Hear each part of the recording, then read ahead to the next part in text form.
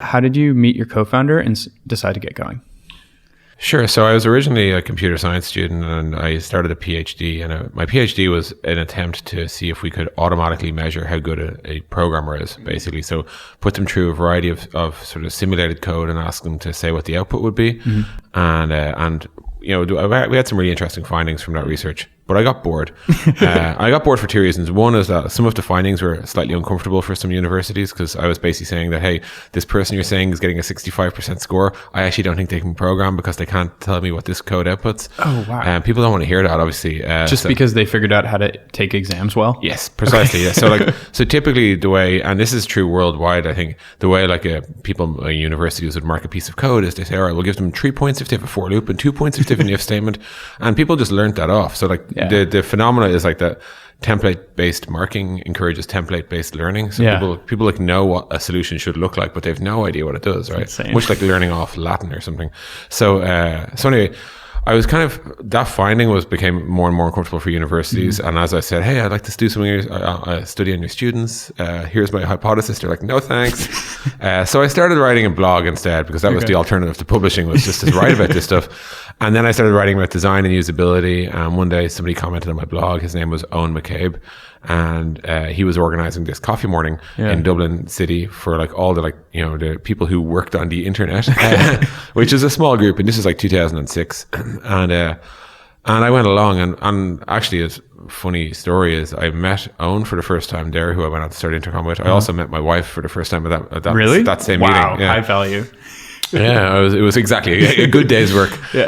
So I actually went and took a different job with a consultancy, and then for 1 year, me and Owen kind of kept in touch. And then one day he emailed me and say, hey, I'm starting my own thing. Do you want to get involved? So we started working. We had an agency called Contrast. It was like a design agency. And then we were following the 37 signals model. We wanted to have a side project that we'd eventually pivot to. So our side project was a tool called Exceptional. It was a Ruby on Rails based error handler. And it would alert developers and notify them, hey, this piece went wrong and here's who was affected. And that was so that was the normal trajectory. And then one day, we were getting really frustrated trying to communicate with our users, because we had thousands and thousands of people using the product, but the product was would frequently perform slowly or fall over.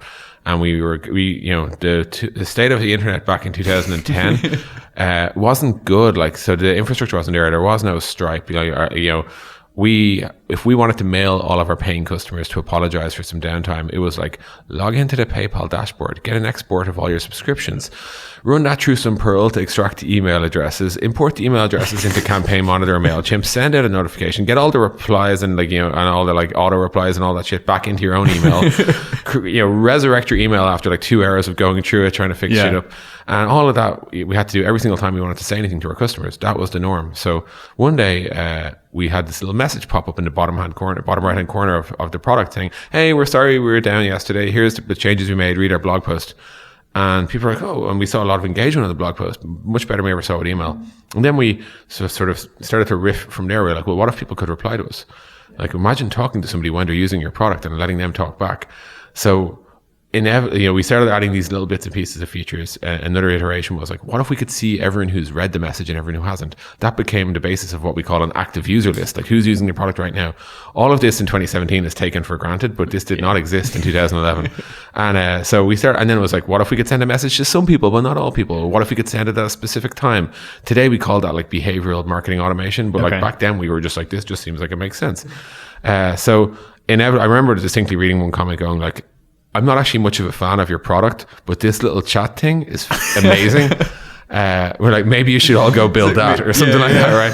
And obviously we had been thinking that a lot, but it was the feedback we were getting from people really just pushed us.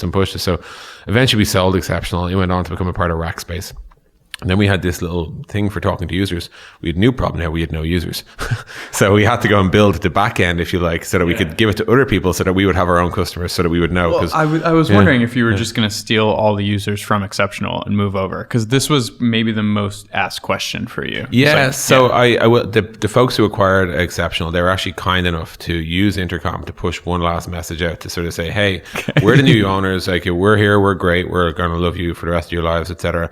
If you're curious what happened to the old gang, they're off working on this thing called Intercom. Okay. Go check it out. And I think it was July 1st, 2011, we got to the top of Hacker News for like, you know, Intercom, like a cool new product or whatever. And the engagement on that thread, I still read it, and then it was just kind of, that was the first moment where I was like, I knew that other people had this problem. You know, like, yeah. And was that the HN? Was that your first push for signups? Yeah, pretty much. We had like a reasonable sort of contact list from people who had used our previous products, people who we knew from conferences, or people who had read our old blog. So we had an audience of sorts, and my job in the early days was like literally mailing people every day and being like, here's what Intercom could look like inside your product. Do you want to give it a try? One by one, like literally one by one, we were onboarding people. If they said yes, they'd jump on a Skype call with our CTO Kieran. He'd walk them through the installation. Like this is what it took back then. Like, and like one by one, we were winning customers. And then once we felt we had a relatively smooth sign up flow, we were like, well, let's tell the world and see what happens. Okay. Because you guys have made a giant content push. Mm-hmm. Was that going on previously with the other company? Yeah. So, and when we were consultancy, content was the way we would try and like get attention so we could attract clients. And then later on, it grow a user base for Exceptional. But with Intercom, it was, you know, we knew we were good at it. I specifically was my job. So I was like, right, well, the Intercom, you know, today we're a lot more polished in terms of saying what we're actually selling. But like, but back then it was just like, we need cool startup folks to read this, and then if we can win their trust, then we'll be like, hey, try and song this. And that was like the, you know, a very common question, I guess. What was the basis of your content strategy? And I'm like, write shit startup people read, and then try and tell them about your product every now and then. That was like, and that was what we did. I think I wrote 93 of the first 100 posts. Whoa. And it was all like, here's how you grow a user base. Here's how you should think about funding. Here's how you should name your product. It was just anything that we felt we had a bit of expertise in. Yeah. We'd like sort of write a post around it, and every now and then we'd be like, oh, here's something else we added to Intercom. You know? Yeah, because this is, that's a critical understanding that we could blow right past.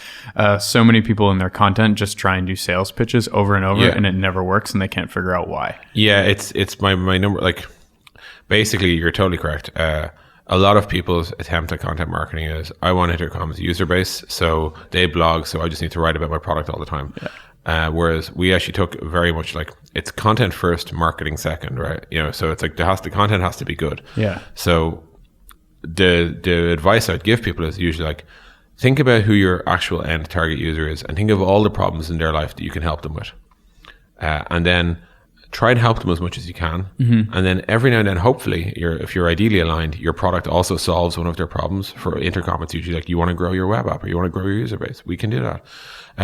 But we know to get your attention, we have to plant many seeds. So we'll talk about design, we'll talk about product, we'll talk about product strategy, we'll talk about, like, you know, tech news, whatever makes sense to us. We'll talk about, as long as the criteria we have is generally it should be like timeless content. It should always be roughly true, and that's how we have, like, you know, very, very big readership of our blog today, and it's one of our, you know, it is our dominant traffic source. But you know, that wasn't true for the first 100 posts. Well, I was wondering, were you punching above your weight at that time? Did it feel weird writing these kind of authoritative posts?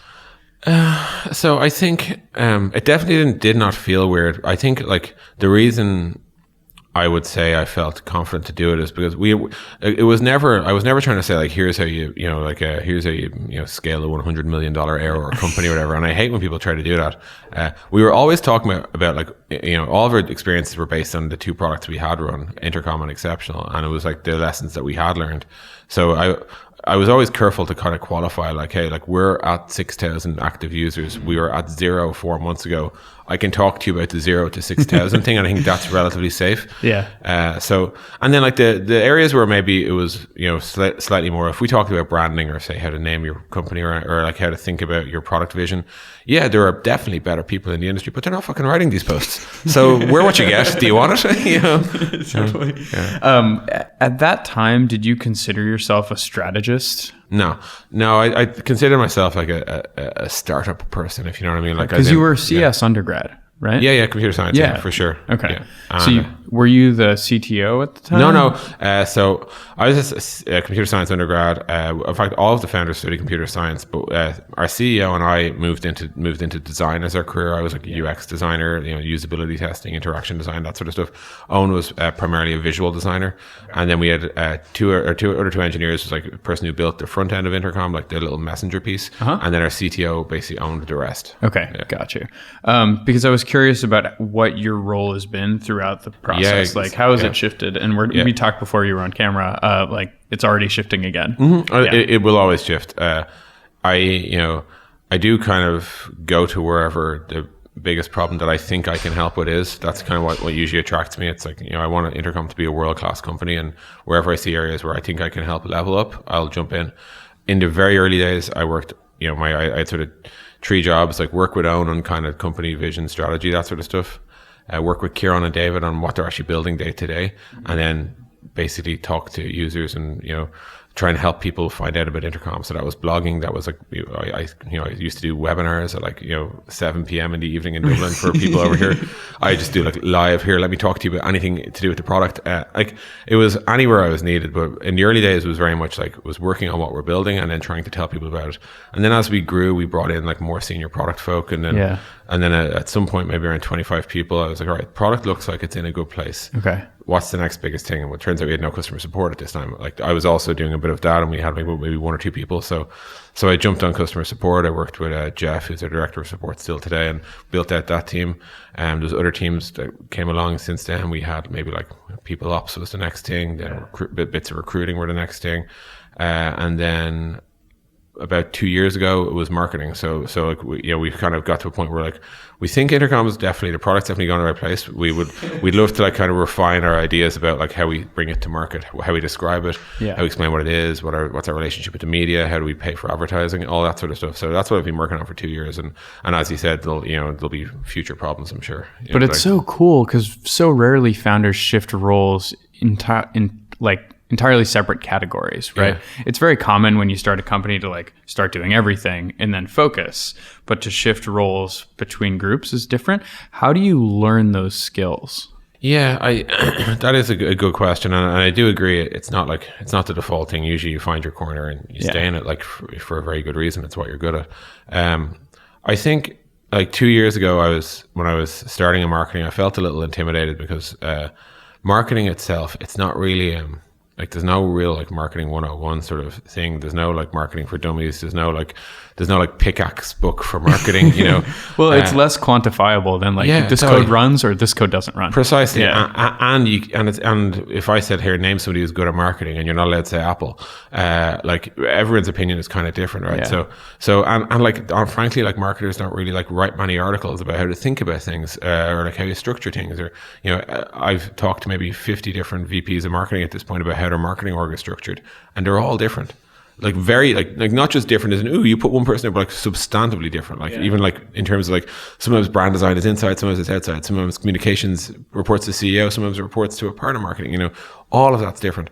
So I did find it quite intimidating early on, and more so than the other areas where I felt there's a lot of literature and there's a lot of best practices out there. Marketing was a challenge, and the way I actually kind of learned was like I did get connected to great companies and basically sit and learn and absorb and see what worked and what didn't. And then I wouldn't say like I kicked ass in marketing and Intercom either. I've made plenty of mistakes there as well, fundamentally based on misunderstanding what roles will work, what types of people will work, what approaches will work. So there has been, I definitely know a lot more today, and I feel like today I'd feel justified in applying for a marketing job somewhere.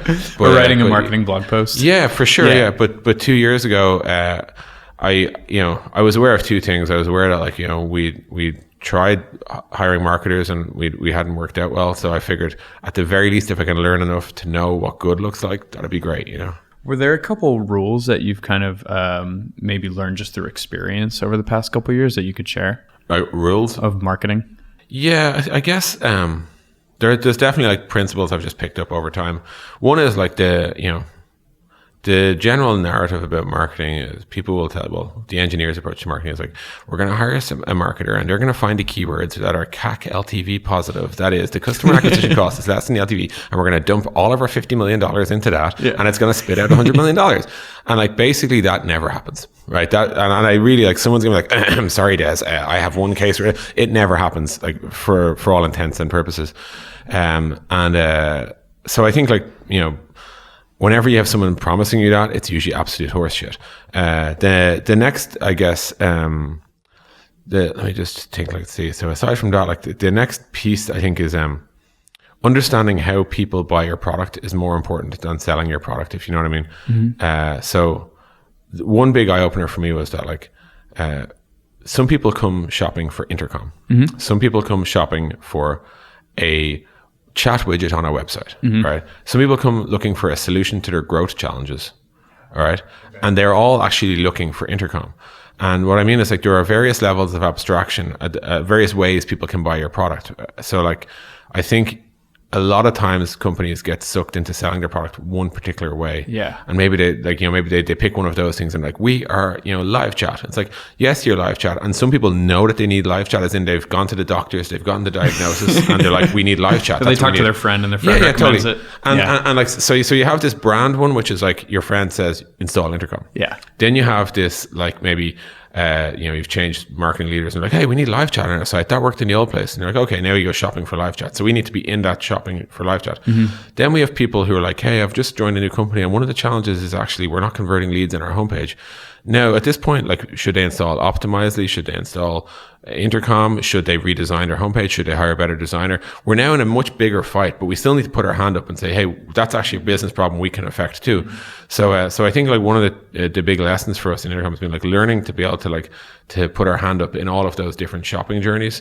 So like that was like one, whenever I speak to other people who are maybe like earlier on in the marketing career and they're looking for guidance, typically what they find is like, in their Google advertising, they're bidding on their own company name, right? And I'm like, that's cool, but that's actually not where that's not what people are shopping for, right? Well, it's a challenge that we have at YC, like for people in the tech industry who know they want to do an accelerator, like the likelihood that they know what YC is pretty high. Yes. And we can convince them to do YC possibly. Yeah. But then there are other people that have no idea what a startup is or have this vague notion. Yeah. And we have to speak to them as well. Yep. And so what strategies do you guys use to appeal to that type of person or each of those people without alienating the others? Yeah. So and this is kind of a core of what we, how we think about it. So when you have somebody who is, obviously YC has a brand, right? Yeah. So some people just shop for YC and maybe you're so dominant you don't even need to bid on that because they're going to find you anyway. But also like, in some sense, there is no substitute, right?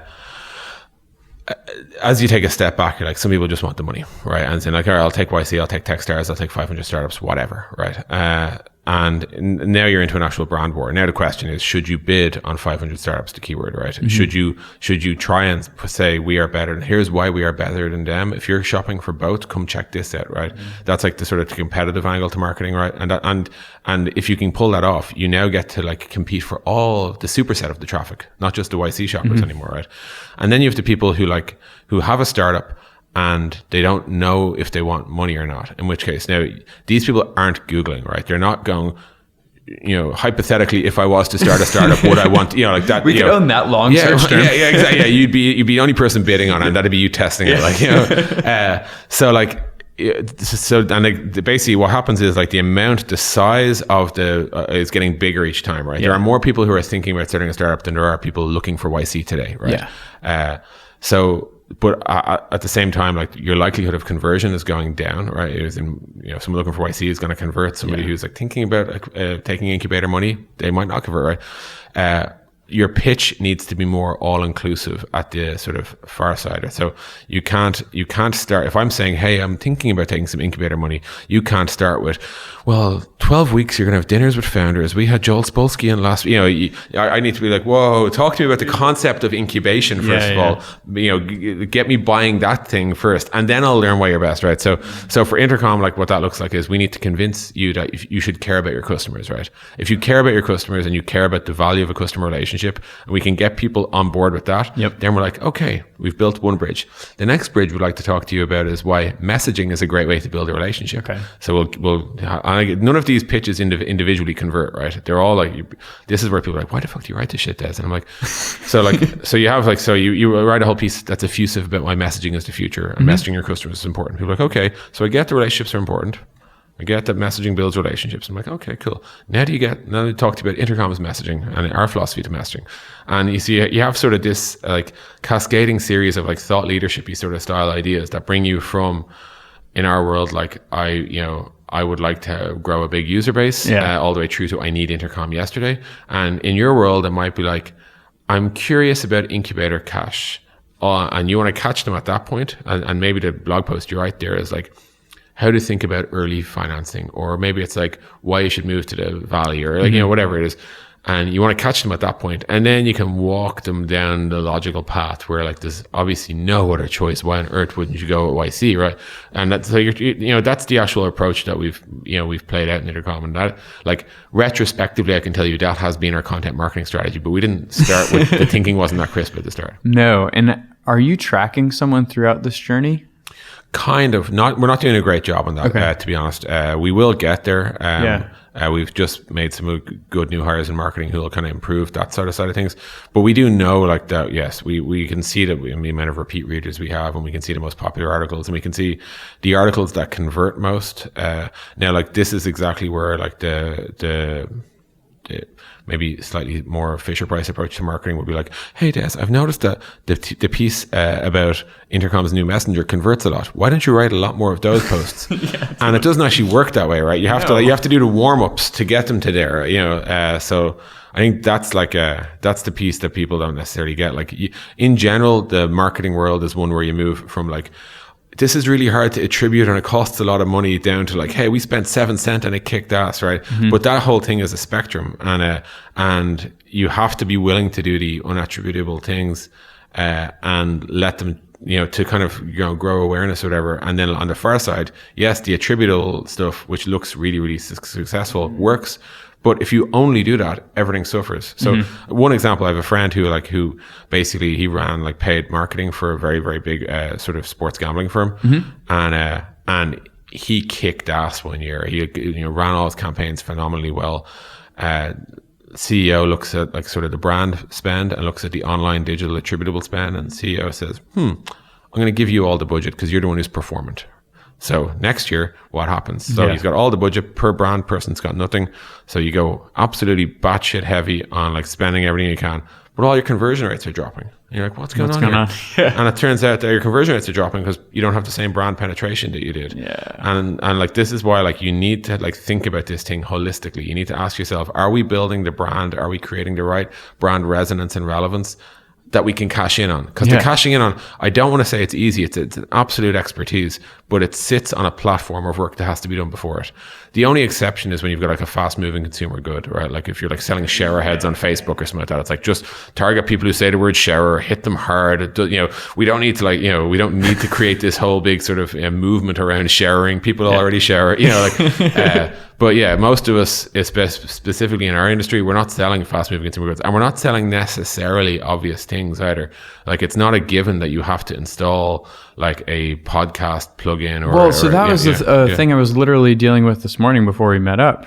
There's an issue with one of the audio files in a podcast I'm editing, right? And I don't know the word for what's going wrong with it. I know there must be some effect that I can apply to fix it, but I don't even know what the fucking word is. Right. And I'm sure that's the case with Intercom. I'm sure that's the case with YC. And so like, we have to figure out what the synonyms are. Totally. People don't know they need it yet, right? Like, and precisely.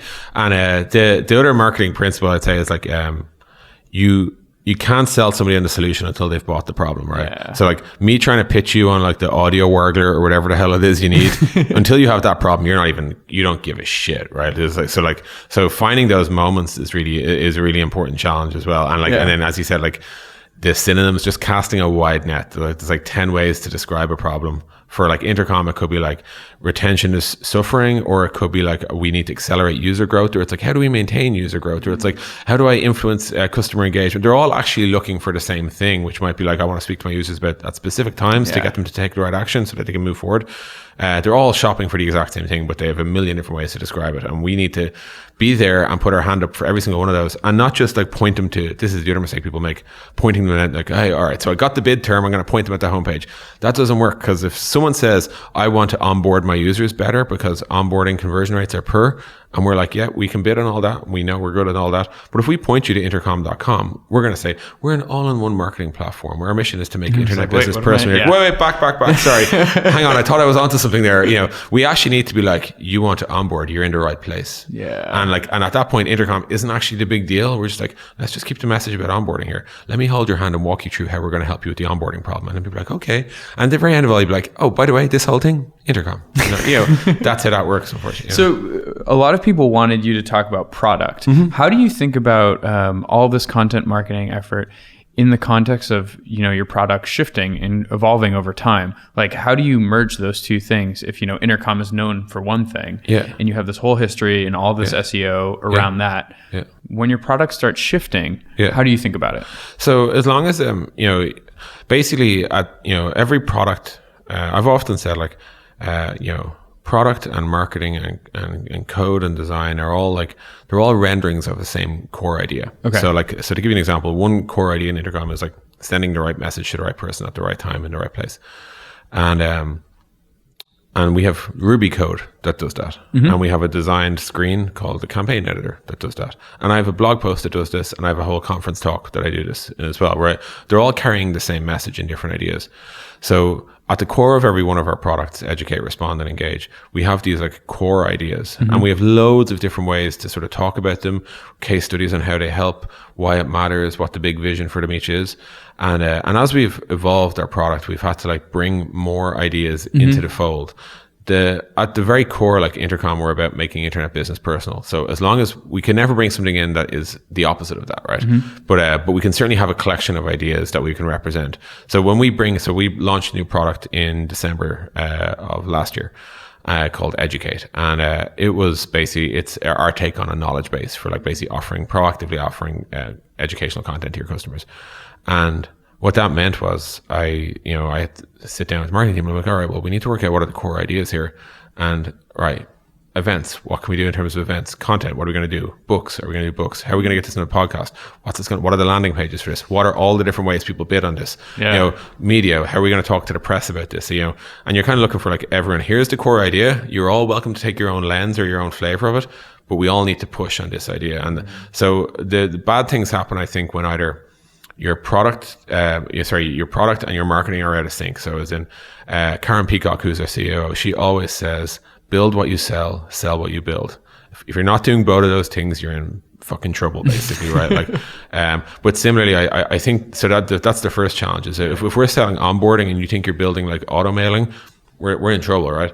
And then similarly, the piece that I think a lot of startups, and we've had to fight to get this right, is making sure that your brand is also resonant with the same ideas. So you can't, I often think of, Michelin, the people who do Michelin star restaurants. Sure, yeah. It's a tire company. I do, yeah. So I often think that's orthogonal brands in a lot of ways. No one finishes their meal and goes, I'm going to buy some tires, I do worry. I see a lot of startups, specifically people folks who try to copy, say something say Stripe's brand, and they're we want to be cool with developers too. Yeah. You're that's great, but you're selling an online writing app. Developers aren't your thing, right, they don't care. But they have this really cool tech blog, and I'm but that's literally, it's not against what you're doing, but it's just totally orthogonal. It's just it also happens to happen at the same time. Right. But it's not helping you at all, right? Well, how do you think about product in that way then? Because obviously you guys are a big company now. You could release a ton of products. Yes. How do you figure out what's going to resonate with your customers and your brand? So at the very, very start, we set our stall out to say our mission is to make internet business personal, right? So at the very core, anytime we have to make a decision about whether or not we do a product, we ask ourselves, does this make business more personal on the internet, right? So you can sort of say would we release a tool that made it easy to spam people you've never talked to before? Well, no, because that's totally opposite. Would we release a tool that lets you stream soccer live to your mobile phone? No, because that's I did read that in an interview though. Yeah, I wish that's what you would be working on. But that's kind of our core sort of guardrail for the product is just basically does it do that? Yeah. And then within there, then we have other let's say rubrics for what's the next most important way we could tackle the impersonality of digital business, right? And so we kind of move through it like that. But every change we make in product has to trigger changes in product marketing, product design, brand, content marketing, sales, etc. Yeah. So you do have to have this sort of inside out sort of thing where at the very core, if we decide, all right, we're now also going to do push notifications. All right, well, why are they personal? Okay, well, let's expand from there, right? And then it has to weep out into everything. Otherwise, your product, your marketing, and your brand get out of sync, and that's when bad things happen. and really truly bad. Well, you've talked about this in the context of hiring and growth, right? Because you become out of sync, and then it kind of expounds, or rather goes exponentially. Yes. If you start hiring the wrong people. Yeah, totally. Yeah, it's so easy to. Yeah, the point I make exactly in sort of hiring is like, if you hire one person who's not on the same page, and you let them hire people, they're going to hire more people who aren't on the same page. And next thing, you have whole wings of the company working against you in bad ways. And they don't think they're being malicious. No. They think they're helping, but sometimes they can be doing the exact wrong thing. But more often they're just doing something that's literally not helping. So it's not hurting, but it's they may as well like not be doing it. Right, it's just not working. Or whatever. It's playing games. Yeah. How do you guard against that? Alignment is like, I think it's like so we had a big event here 2 nights ago inside Intercom. It's like our blog on tour. We had like 1,000 people, and one of the talks it was me that gave it was all about like keeping people aligned. I think like basically like the things that that when companies go through these really fast growth periods, there's a few things that always get left behind. Yeah. One of them is like new hire onboarding. So like person number 5 joining a 4-person company has like full access to everyone and basically absolute immersion therapy, right? They learn everything by osmosis. Person number 66 joining a 65-person company gets access to 3 people, each of whom have been there less than a year, right? It's not the same thing. No. But almost always no one's designed it any differently. So they're just like, oh, well, so like the logical conclusion is that the company goes off course. So we invested, and like we made versions of this mistake, quite a lot in the early days. Yeah. Today we obsess over new hire onboarding. Like when I leave here, I'll be headed back to Dublin like Tuesday morning. Like that's all I'm doing is just meeting people and letting them know like, what are we doing? What are we actually doing here? Why are we doing it? Why do we care? What is the problem space? Why does it matter to us? How do we do it? Like how do we actually work? Like how does work happen at Intercom? In practical terms, this means a one-on-one meeting with you, just talking. Yeah, it'll be a combination of sort of first, so it's a bunch of new hires, and it'll be a presentation from me about like walking through absolutely everything, and then we'll be one-on-one meetings, and then it'll be we'll take it from there, because they're not all reporting to me in this case, so it'll then be with their manager to kind of keep that going. But it's like I would say that I still believe that we're probably not even doing enough, but I think most companies don't do enough. Like they don't think about what's the experience of being person number 397 at your company. Yeah. And then they act somehow shocked and like, I can't believe they thought it was okay to ship that. And you're like, well, show me the guardrails that stopped, or like, how on earth were they supposed to work that out? Yeah, absolutely. And you can't like really blame them. I mean, we do it. We need to do a better job here as well. Andy Cook asked a question related to this. So in addition to hiring, what has been the biggest challenge with scaling the organization? Yeah, I guess like there's a few ones that have, they're probably more typical, but like when eventually you end up hiring into areas that you don't understand well. Yeah. And your best bet at that point is to kind of like go and find somebody who you think is doing a good job at it. And, but like you're still, it's still a version of the same flawed logic, which is I think I can work this out. Right. The same logic they wrote a blog post about this, so they probably know it all, right? Like there's some version of that, and it's very easy when you're dipping your toes in areas that you really don't understand to basically be bullshitted. I think specifically in marketing and sales land, this is more common. Marketers and salespeople are good at marketing to you and selling to you. So if you've never hired a salesperson before, don't be shocked if the first person that comes to you sells you on the role. Like that's it's obvious in hindsight sort of thing. But I think it's genuinely tough to break outside of your own area of expertise and hire well there. But like you will learn it, but it takes longer, and you don't get the same immersion that you did from like say studying computer science or something like that. So that's definitely one. I think we probably more than other companies, we started with 2 offices. So in some sense, we never had to deal with the like, oh my God, now we're 2 offices. We were always 2. Yeah. But that's been a challenge, like working out like the right headcounts in the right places. We now have 4 offices. We're in like Dublin, London, San Francisco, and Chicago, and we're spread, and it makes some things really tricky. Like today we had like a show and tell sort of thing where everyone who works on any sort of aspect, anyone who's got anything to show, basically they kicked ass, they either closed a great sales deal, built a great piece of product or whatever, they all line up to present. But like orchestrating that is so hard across all the time zones, across all the offices. It's just it's far from easy, and you have to do these sort of little rituals to keep the whole company on the same page. But maintaining that it's hard, and it was hard for us from the very start. Today we can spend a lot of money on video conferencing and shit like that, but early on it was rough. Like, do you spend money like flying people around to hang out with each other? Mm-hmm. You do like any kind of everyone comes together conference? We haven't done a sort of all company, all hands, I think, in like 2.5-3 years, but we definitely do like versions of it. So any team that's distributed will always come together once to 4 times a year, depending on the type of team. Okay. Then like the leadership level and executive level, we do it like I think 6 times a year or something like that. So like there's versions of it. Like for me, what that means is if I get on flight number EI 147, everyone knows me because they're like, oh hey, you know, which is never like, you know, you don't want to be like on Foursquare, like the mayor of the lounges in the airports and all that, but like, c'est la vie. Like, what hasn't worked out? What's been really hard for you personally? I think marketing has been tough. The stuff I've really struggled with is hiring senior leaders in a function when you don't understand it well is tough.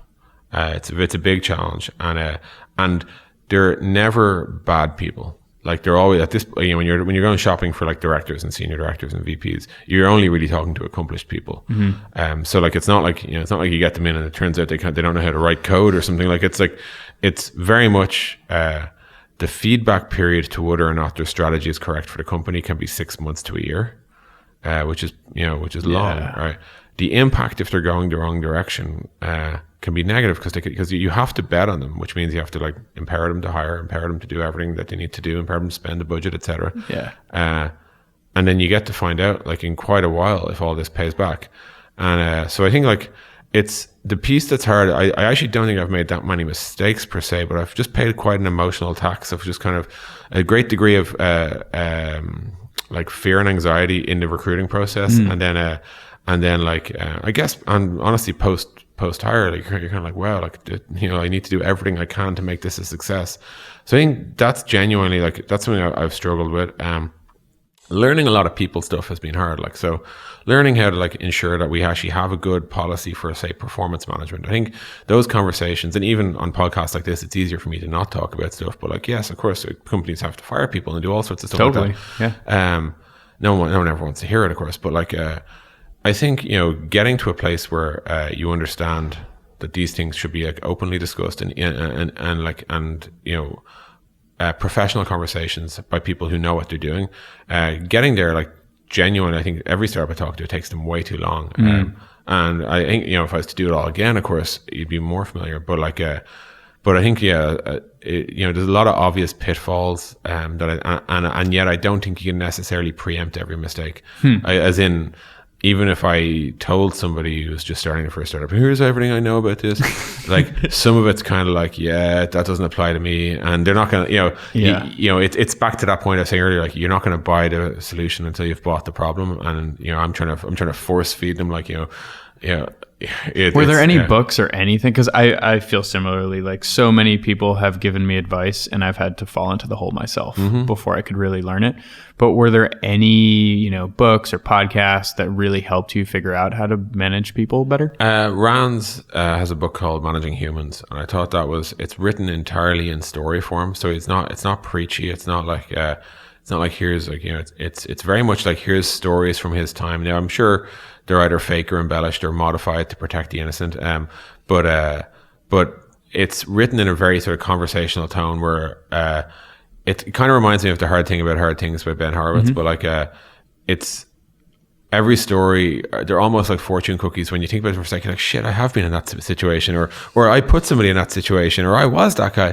And I think like it's a great book for that reason. I think at the very least, what I see it do, like with first-time managers, is it opens their eyes to the idea that there's more going on to managing than just being really good at engineering. You know, like they realize there's an actual whole craft here that they need to perfect to take the next steps in their career. And I think it's a great book for that. But it's also a book I think the third time you read it, you probably start picking up better lessons than you did the first time. You know? Okay. And so just to shift gears back to the product again. Yeah, cool. If someone is just getting started out, like what do you advise them on thinking about product, just framing the entire company? Yeah. Where do you have them start? I guess like I've always sort of said like startups need a strong vision. So you do, and like it sounds fluffy and no one, like, you know, people want to start writing code on day one. Yeah. But there's a sense that you need to have a good, strong sense of purpose for your company, and that it's so important for hiring and for like keeping everyone in line and stuff as well. You need to have to have everyone on the same page. You need a page, you know. So I think like oftentimes I think people start maybe 2 or 3 steps down the path. So they might say like, you know, a lot of people email themselves to-dos. I'm going to fix that. And I'm like, okay. I can see how you might have had a brilliant idea, like specifically around that. But it's kind of like, what's the bigger landscape that this sits in? Like, are you trying to change productivity? You know, what do you believe of productivity that no one else believes? And you might be like, oh, I believe it shouldn't be siloed, or I believe it should be a part of everyday life, or I believe that you shouldn't be able to take on more than one thing at a time, or whatever. I'm like, okay, well, so we're going to form the basis of a philosophy for you and your problem domain. And then we'll work out what pieces do you think you can uniquely, productify, if you know what I mean, like, you know, as in program and, you know, codify. And then that will form the basis of your product. And maybe that happens to look like your tool that looks like an email client, but it's actually a to-do list, maybe. But like, let's take a step back first. So that's kind of the first conversation I try to have, is kind of like, let's just appraise the whole environment here and work out what unique thing are you saying. And like, when people pitch me on like a new weather app or whatever, I'm like, but like, what's your belief about weather? And they're like, well, I just think that they all look ugly. And I'm like, okay, so you believe that beautiful weather will do what? And they're like, I just like designing weather apps, man. And I'm like, I thought that's what it was. Awesome. So like, maybe you shouldn't be raising around. You know? Like, so that, like, that's the kind of the base, the platform. Then the next piece I would say to people is like, you have to find, be really wary of solving a small, rare problem. You can solve a big problem. You can solve a rare problem. You can solve a small problem, fine. A rare problem, fine. But small and rare is just, it never works. I've never, and these products can be effing beautiful, right? But what I mean by this is that basically, like, problems in your life are either big or small. Okay, a big problem might be like, hey, me and 7 of my friends want to book a group holiday to Alaska, and we have to do blah blah. And like, all right, and this is a whole big project. I'm only going to do it once a year, but it's a big enough thing. Okay, fine. You could probably build a product around that and probably make some money, because there's enough value. It's a big enough problem in your life that if we can fix it, you'll pay some money, or we'll take some commission or something, right? So that's the size spectrum. Then there's things that happen every year or things that happen every day. And the things that happen every day, typically, like, you'll have a lot of engagement. So the product will bury its way into your life. However, if you have something that no one really cares about that often, no one really cares about, and they don't have that problem that often. Let's say over the last 2 years, there was a large amount of apps that are all now defunct, that were saying, you know the way Mark Andreessen splits up his tweets? We'll help you do that. And they design these like typographically stunning products, as in anyone who looks at this will be like, yes, that is a beautiful product. It's a perfect piece of product. It solves a very rare problem that is very small in nature. And that's the extreme case. But there are versions of this, like, you can imagine loads of B2B things that happen occasionally and not that big a deal.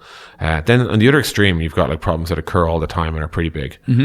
Workplace communication, you know, charging your customers money, talking to your customers, right? It's like big problem, and you do it all the time. They're like the places where like the Slack, Stripes, and Intercoms, whatever, can play. Like, it's like it creates that sort of, you know, no one ever threatens to like idly like, oh, I guess we're going to change platform provider or whatever, or payment provider. It's like, no, you're not. It's you're like, locked in. Yeah. So like, I that's the next piece, which is, I think people can, and you know, Intercom might have been responsible for some of this. I think we deified product so much that people just thought if you have a great product, that's it. And like, the product itself will match with a problem. That's great. Products match problems. Does it match with a big problem or a frequent problem, or ideally a big frequent problem? That's the next big test. I think a lot of startups fall down there when they're like, oh, we sync your Facebook to your Instagram and we can do X and Y, and then it spits out a Shopify app. And I'm like, yeah, I just don't see it being a problem that often in someone's life. So that's the kind of the next wave. Then there's other like little philosophies I'd say is like if you're going to charge not a lot of money, it needs to be self-serve and it needs to be entirely frictionless for the users. And I see a lot of people get what I call like fake traction, where like they handhold a lot of their early customers, like doing the YC famed like call us and install type thing, but they actually don't have a bridge towards a world where that isn't necessary. And I'm trying to say, like, if you're going to spend 30 minutes talking to every single customer who needs to install, and you've no bigger picture as to how you're not going to be necessary, you need to be charging more than $9 a month. Yeah. And that's just, it sounds obvious, but you'll find a lot of people, like, who have a very high, let's call it like a adjusted customer acquisition cost, right? When you factor in the founder involvement and all that, they have a high CAC, and they literally have no plan to get away from it. And yet they have traction because they can point to like the $9,000 a month that they're making. It's working. Yes, yeah, exactly. But it's not scalable, and that's another sort of dangerous area I feel, is that people can, and another example of this might be like, my product's kind of good, but I actually layer in a lot of free consulting time with me, right? So like, this is like, hey, I've built a way to, automatically email your customers, and as part of the service, I'm going to jump in and write all your emails. And I'm like, well, that's what people are buying you. You're a consultant. They're like, no, I'm not. I'm a software provider. And I'm like, that's not how it works. Yeah, it's dangerous. Yeah. What about markets that are growing? So like something entirely new. How do you think about that in the context of, frequency, rare, small, big? Yeah, so I think, it's I wouldn't say essential, but it's really, really useful if you're selling into a growing market. But everything I still said, it still needs to apply, right? So like the addressable market is kind of one variable in the formula here. But ultimately, like, if it's a small, rare problem, it's still like, you could have 1 billion people in the addressable market. It's still, the fact that it's small and rare still means that they're very uninclined to pay any real money, because like the fact that they're in a market doesn't change how much money they have, right? So like, that's one problem you have there. And then the usual knee-jerk reaction of how we're going to get out of this is, we won't charge users, we'll go with ads instead. And I'm like, but the ads won't work, because if it's a rare problem, they're not going to launch the app, or they're not going to visit your page all the time. So you don't have the engagement to get the eyeballs, to get the actual, like, the revenue for your publishers. So, or for your advertisers. So like, in some sense, it is, in some abstract sense, possible to have a product that all of the world uses, like 7 billion people use. But if they actually don't care about it at all, it's not important in their lives, they could take it or leave it. And on top of that, they can take it or leave it once a year when the actual problem occurs. It's just not going to work. Yeah, they're never going to pay you enough. Yeah. So there were a couple questions about Intercom specifically and your future goals. So Fossey Bear on Twitter asked, what are your top 2 growth initiatives for Intercom in the next 2 years? So I have to I'd love to ask Fossey Bear what the definition of a growth initiative is. I guess like the things I'm keen to do over the next 2 years is get our marketing to a place where we are comfortable being slightly more direct. I think we've done a really good job from like a thought leadership perspective of getting the attention of a lot of people who should use this, B2B and B2C. But I think we need to learn to be more direct and upfront about, say, the ROI of Intercom. And I think that's an area where we have a lot of maturing to do. Like, Intercom helps all sorts of businesses, deliver like multi-million-dollar results. But we never tell anyone that. We're telling people, like, you should love your users and treat them really well, and good things will happen to your business. And that works. Which is true. It's true, right? But I think at some point, as you move up through the market, the onus is on you to say, basically, businesses at some scale care about 2 things: how much money they spend and how much money they make. Yeah. So when you try to pitch them something, they just say, hey, here's my 2 numbers. Which one of these are you changing? And I think, when we show up and we're like, well, if you love your users, they're going to stick around. And they're like, shh, don't care about any of that. Are you going to make me money or save me money? And we need to get better at answering that question. And we need to have better evidence to answer that question. We need to surface more case studies, and we have all the material. We just need to be more intentional, I think, about being upfront about that value. Mm-hmm. So that's one whole area that I'm quite invested in. And the second one for me is, the Intercom brand is quite big. We had we had 1,200 people show up to our event here on Wednesday. We've had like 6,000 people attend our tour. We have obviously a widely popular podcast, books, blogs, etc. But a piece I'm keen to do is like kind of connect the dots a little bit better between like Intercom, the content phenomena of sorts, and Intercom, the software. And that's something else I'll be working on. I don't know if that qualifies as a growth initiative. I mean, it's a challenge that we have too, right? Because you have things like HN, you have this podcast, you have our YouTube channel. And I was just talking to Michael Seibel yesterday, we've doubled our YouTube channel in like 6 months, and that's awesome. Mm-hmm. How many of those people know what YC is? Totally. How it actually works.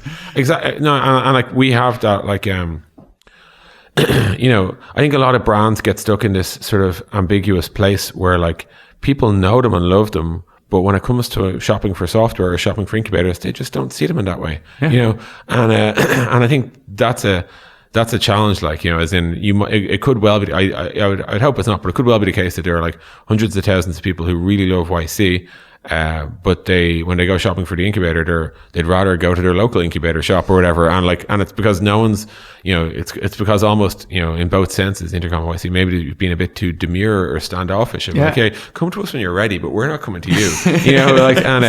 And maybe that suits the brand, maybe it doesn't, but I can see how it's a challenge on your side. Well, because I mean, in large part, we're just making stuff that we want.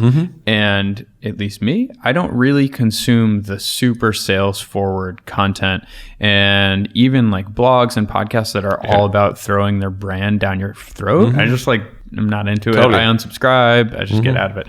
So for me, that's a thing. But then on the other hand, I'm like, okay, there has to be some growth strategy here. But precisely, you're the director of marketing. You do want to think that you're actually doing something as well, right? There's a really interesting spectrum, right? That I often talk to people about when they're like, in the early stages of a startup. Like, if you were to say let's say Y Combinator's product is the actual incubator, right? It's in like it's cash for equity in high potential startups. If you were to literally only invest on making sure that everyone knows about that, you'll become known as a type of bank or something. Like it'll be like, oh, Y Combinator, the financial model, and if you really drive for that, then what happens is everyone forgets about everything else, and you don't appeal to people under any other grounds whatsoever. It's just like, oh, if you need money, go to them. And that's actually not your message, right? Oh no, because then we'd be a commodity, which would be the worst case. Precisely, right? So and your value prop is 50K for 8% or something, right? And then the very second you quantify it all like that, someone else can come in and say, well, we're 60K for 7%. Totally. And now you've just lost the fight because you've made it so quantifiable and you've taken brand and all that other stuff out of it that you've basically sowed the seeds of your own destruction. On the other extreme, right, you could have like Y Combinator, the global phenomena, right? Like where we barely tell you that we do anything other than just evoke magnificence. And like the challenge there is then like, you're so abstract that no one actually realizes what you do. And like there are genuine, like there are many like big brands that have they've spread themselves. And like, I hate to pick on people, I hate to pick on big brands, but like, they stand like, you can think of some of the huge consulting houses or whatever, like, or some of the huge software firms, like no one really knows exactly what they do. But everyone knows who they are, right? And I think that's no use either, right? Becoming one of the biggest brands in the world that no one can kind of explain for a moment what the hell you do, or becoming one of these people that's so associated with your product that you can never do anything else except for your product. Yeah, absolutely. And like, so an example I see is like, someone pitches me on like a startup and it's like, oh, we track tickets for help desks. And what do you call it? Ticket tracker. And I'm like, okay, you do realize that you're basically saying over the next 10 years, you're only ever going to track tickets. Is that like, are you comfortable having like, I can see how the value is strong for you today because no one's going to ask you what does ticket tracker do, right? No one's going, ooh, ticket tracker, what do you really sell? But like, you've sowed yourself the seeds of your own sort of destruction because like, you can't grow that brand in any way. It's, if you're like, hotels.com, well, what do you do? Oh, we sell okay, that's cool. But now you see like hotels.com and we also sell flights, and you're like, huh? Totally. Yeah. So like, it's hard to expand a brand that has a high degree of specificity. It's hard to convert a brand that has a high degree of ambiguity. And that's the sort of spectrum that we dance in, And what are those, how do you connect those dots effectively and in a way that makes sense for your users or would-be users? So like, first of all, is like finding the point on the spectrum that you're comfortable with, like, as in, so like Intercom, at its core, like, the idea is it's an intercom. It's like, you want to talk to people, right? The logo is like eyes and a mouth. You can see and talk to your users. And so our mission is to make internet business personal. So that's kind of like, we've picked a relatively abstract point, as in another version of Intercom would have been called like website messenger, right?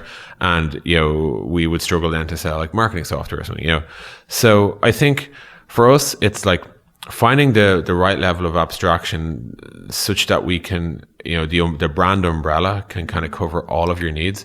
All of the things you might want to do, and to do that right, like, and this is something I would advise all people to do. You need to read up on concepts like brand architecture and understand the difference between an endorser brand and like a primary brand, and what's the difference between a branded house and a house of brands and all that sort of stuff. That's all like really worth doing.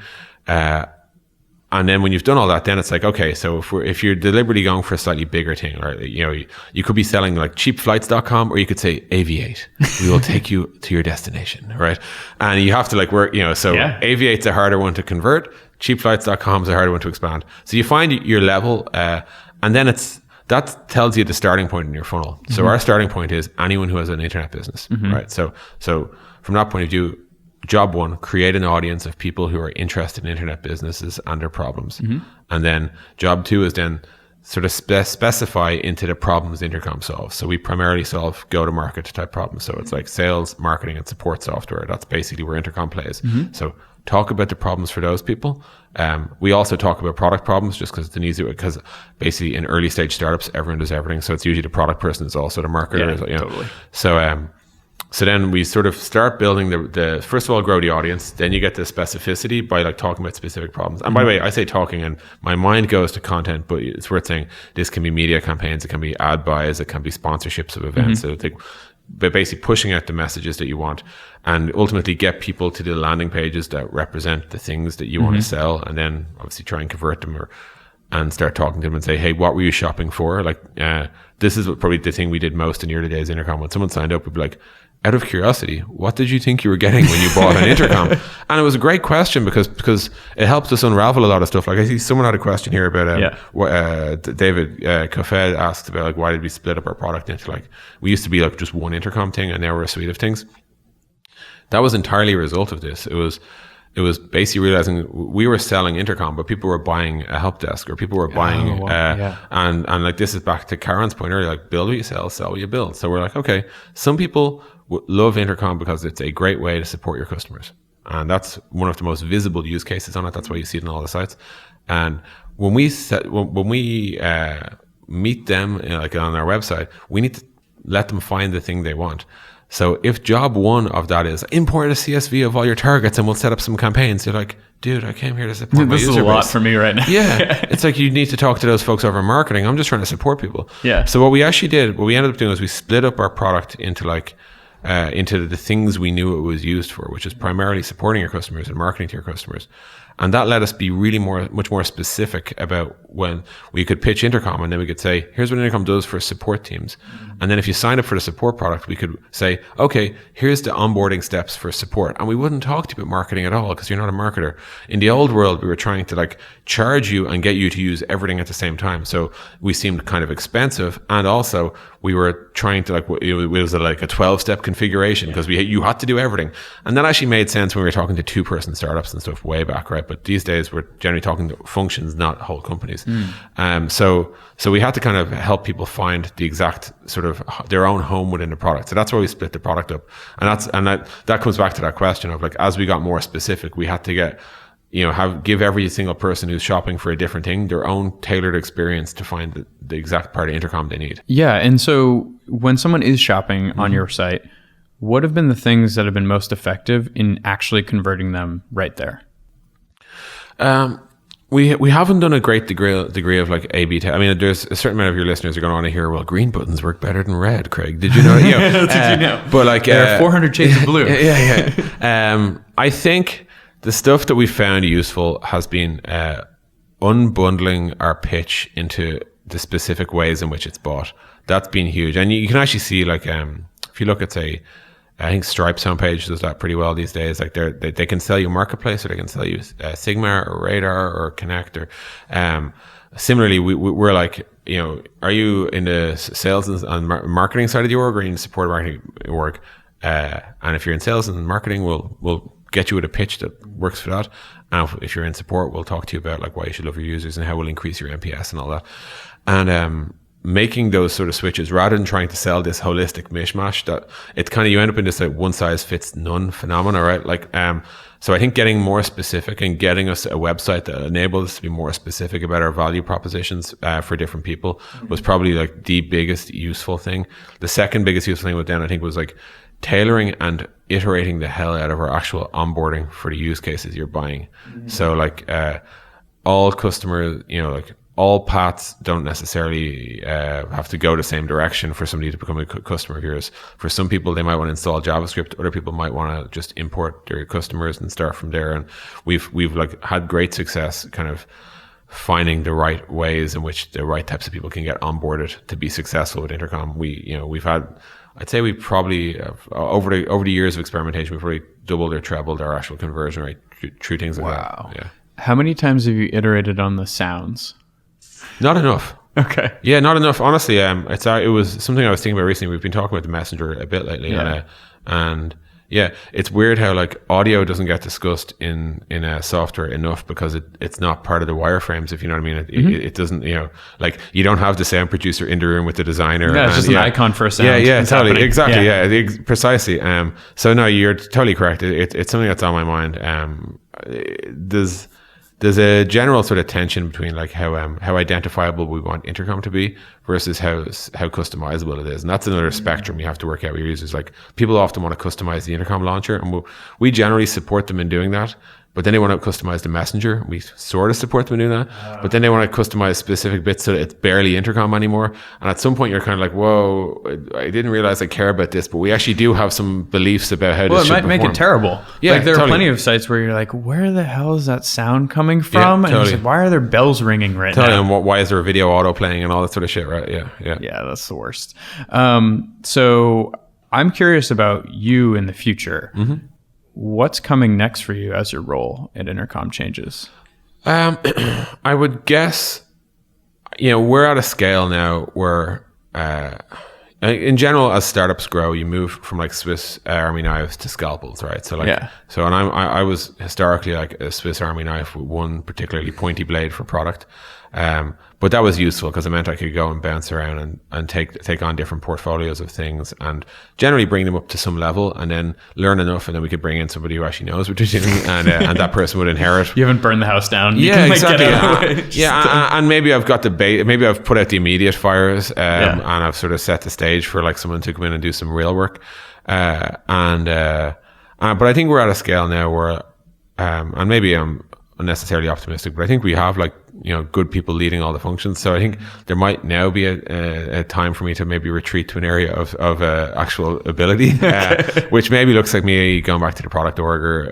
But we'll see. I mean, Intercom has never failed to surprise me with the areas, the ways in which it can produce new problems for me. Let's say. So then, what if you weren't working on Intercom? What would you work on? I did answer this once before, and you referred to it earlier. Here's two problems I think about a lot. One of them is simple. It's soccer is without doubt the biggest sport on the planet. Sorry, Super Bowl fans. It's huge. And it is literally the sport technology is left behind. And I think there's a lot of reasons for that. A lot of them are kind of societal, or a lot of them cultural. Nerds and sports tend not to go together. America and soccer tend not to go together. As an example, sorry about the recent World Cup. Sorry, everyone. But there's a huge opportunity there. Piracy in soccer is, I would say, at like the levels pre-iTunes, if you remember, in the music industry, right? Like there is an equivalent of Kazaa. There are many of them, and no one's doing anything to solve it. Solving it would be a very complex piece of work because a lot of it isn't programming. A lot of it would be actual code, but there'll be a lot of deals and a lot of biz dev to be done, and partnerships and all that sort of shit, right? And it's not a guarantee that like ESPN won't get their shit together or something like that, right? But like I can imagine like a Spotify for soccer, right? As in, hey, I want to watch that game that happened last night. I should be able to watch it. I'll pay, but it's not even possible for me to watch a game that happened yesterday. It's just not possible. Like literally not possible today. So that's how backwards it is. And I think that needs to get fixed. So I think someone should fix that. I think the opportunity is big. The market's huge. So that's one.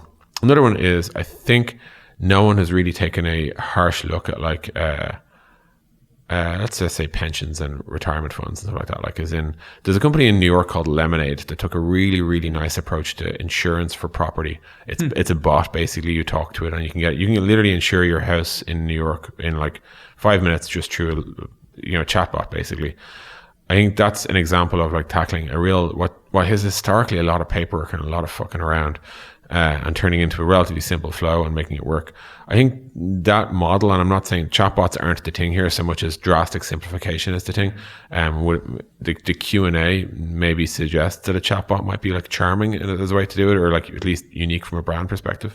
But I think there's a lot of areas like that, where car insurance is another obvious iteration, but like anything to do with like a mortgage application, like I think there's a lot of areas that are rich for like drastic simplification that people turn a little bit away from because of what Paul Graham would call like the schlep work side of it. Like, it's easier to build a recipe app, frankly, than it is to go and talk to banks about saying, I want to reduce mortgage creation to like 3 taps, but I think they're like obvious areas. What I would have to offer up front is that like, I don't feel a drastic passion in any of those myself, but there's something I could get excited about. When I say I don't feel a drastic passion, what I really mean is like, remember I talked earlier about like having a strong vision for the space and all that. Like I can jump to like a chatbot for like, for mortgage applications, but I actually need to take a step back and be like, what do I actually believe here? And it's that I believe, I guess maybe like that finance should be liberated of the bureaucracy that's been inherent in the industry for so long. But like I need to go and draw that whole landscape and then be like, am I excited to put another decade of my life onto something like this? Because like Intercom's, or the Intercom story has taken a quarter of my life so far, and I've enjoyed it. But like, if I was ever to do something else, I now know how high a filter I have to apply in order to say yes, right? But it's a huge problem. I mean, I suppose many of these are rare in your lifetime, but they're gigantic. Big, huge, big, rare. That's a great point. It's a great application of that, Yeah, and I think the incentives also aren't aligned, right? Like the companies are incentivized to make it complicated because they exist on fees. I think that's why Vanguard was such a success, right? Precisely, Ready? Index fund. You're done. Yeah, you're totally correct. Yeah. So like I think there's a simplification model there, and the efficiencies you get by not having to go through all the bureaucracy, you could share that saving with the user in a sense. I there is an opportunity there. I'm very confident of that. Like, but there's a bit of calculus you'd have to do to work out like where you're going to make your money and what's the best way to do it, etc. I think that's a whole category of startups that are just now in the past couple of years being attacked. Because in the past it was like, I'm going to just make developer tools and stuff. If it's just me and my editor, it's a lot easier, right? Like, what is interesting is like the people probably best positioned to do it don't necessarily have the programming skills. So like I could imagine a world where like some university says, all right, we're going to have our MBAs meet our engineers and we're going to throw a load of problems in the air and we're going to see what the fuck happens. And I could see that working. I wouldn't rule it out. But, I think the last question I have for you is: you've written all of this content over the years. You've done podcasts, intercoms, like all over the place. What's your favorite thing that you've ever made? Like me, I mean, like so obviously I'm supposed to say Intercom. I can hear my fucking comms team in the ear already. Say Intercom, it's a product. Not just a product. It's like it can be a blog post, a podcast. Yeah, we're going to assume you like Intercom. Yeah, for sure. Okay, so let's just take that off the table. I guess for me personally, is in the thing that will be a Des Traynor production of sorts. I didn't know it at the time, but I gave a 7-minute talk in Boston maybe 6 years ago called "Product Strategy Means Saying No." Okay, and it has kind of been like, I'd say probably like it's definitely the most popular talk I've ever given because it's 7 minutes, and I think it was funny. It was done in the style where like I had no control over the slides and they changed every 15 seconds. I was one of those. So and so it kind of forces you to be a little bit dynamic and entertaining. But it came out pretty well. It was shit in rehearsal. I was convinced it's going to be terrible, but it came out pretty well when I actually performed it for real. And I think it kind of it raised my profile substantially as a sort of public speaker. And kind of sowed the seeds of a lot of future things. Like I got to speak at 8,000 person events and stuff since then. But I think that was probably that's probably the one that I look back and sort of chuckle about, because it wasn't like I intended that to happen, but kind of forced into a corner. Like I've always been. My makeup is that I'm better under time pressure than I am under like longitudinal sort of abstract projects or whatever. And that was one of those shit. I have to do this thing in the next 7 minutes. It's like, let's just get going. Just turned it on. And I kind of backed into a corner. That was what I produced. And I look back at that now and I have fond memories of it. That's cool. Yeah, we'll link up to it then in the podcast cool. transcript. There's a blog. There's a supporting blog post as well. But yeah, it was definitely some of the some of the more fun stuff I did. Awesome, man. Well, thanks for coming in. Thank you so much, Greg. It's great to be here.